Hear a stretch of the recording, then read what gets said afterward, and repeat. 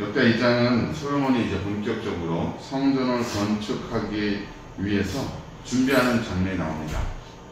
인사가 만사다 이런 말 있잖아요.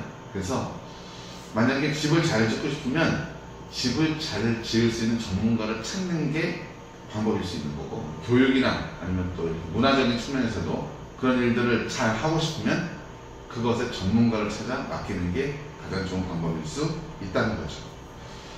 오늘 내용은 성전을 건축하기 위해서 편지를 보내고 그 편지를 받고 하는 그 내용이잖아요.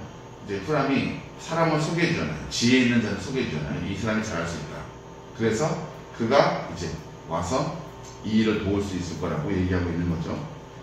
백향목은 당시 건축 재료로 잘 쓰였던 나무들입니다. 미관적으로도 훌륭했고 지구가 당기는 이 중력을 느껴서 이 정반대로 올리기 때문에 정말 사람이 줄로 재는 것처럼 똑바로 올라간다고 하잖아요.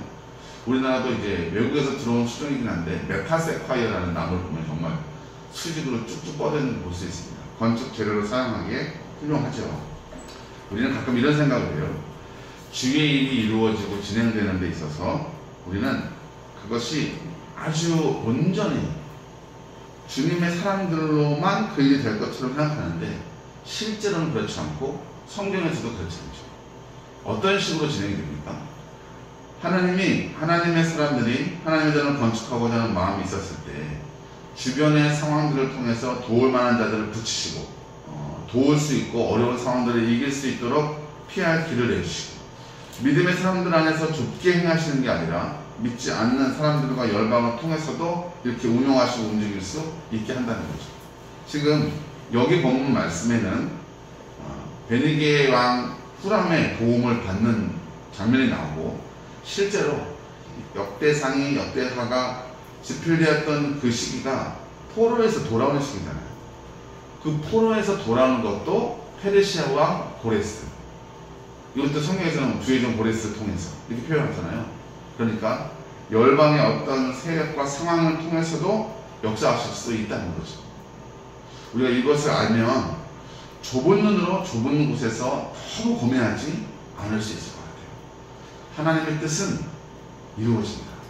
하나님의 뜻은 하나님이 스스로 이루어 가시기 때문에 우리의 욕심대로 막 되지 않는다고 해서 안달할 게 아니라 겸손히 잠잠히 바라며 주의 때와 그의 이루실 일들을 소망하며 기대 가운데 살아가는 것입니다.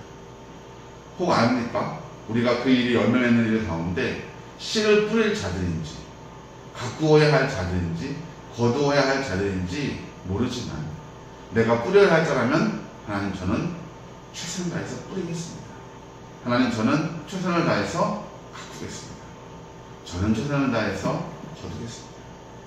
다윗도 자신의 성전을 짓고 싶었지만 전쟁을 수행한 피 묻은 손으로는 성전을 짓기를 원치 않으셨던 하나님의 뜻에 따라서 그 아들 솔로몬에게 그 일을 넘겨주었던 것처럼 하나님의 은혜와 뜻이 우리 가운데 있다면 우리가 감당해야 할 사명을 하나님 우리에게 주시고 우리가 그 사명을 이룰 수 있도록 우리 가운데 역사하실 것입니다.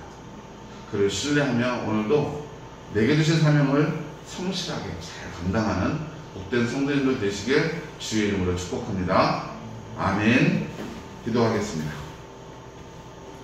하나님, 오늘 우리에게 주시는 이 말씀을 우리가 마음 가운데 잘 새기게 하여 주시옵소서. 주님의 선택한 민족을 그 땅으로 돌아가게 하시는 일도 열방의 왕을 통해서, 또 성전이 지어지는 그 일도 열방의 왕 가운데 한 명을 통해서 도움을 받게 하고 함께 협력하여 선을 이루며 주님의 뜻을 이루어하셨던 하나님의 인도하심을 바라보게 하시고, 우리도 너무 좁은 시야 속에서 하나님을 믿는다 하면서도 여전히 불안과 염려 가운데 있기보다는 하나님을 신뢰하며 믿음으로 기쁨 가운데 평안함을 누리며 하나님이 인도하시는 걸음을 따라갈 수 있도록 하나님의 우리를 인도하여 주시옵소서. 예수님의 이름으로 간절히 기도드리옵나이다. 아멘.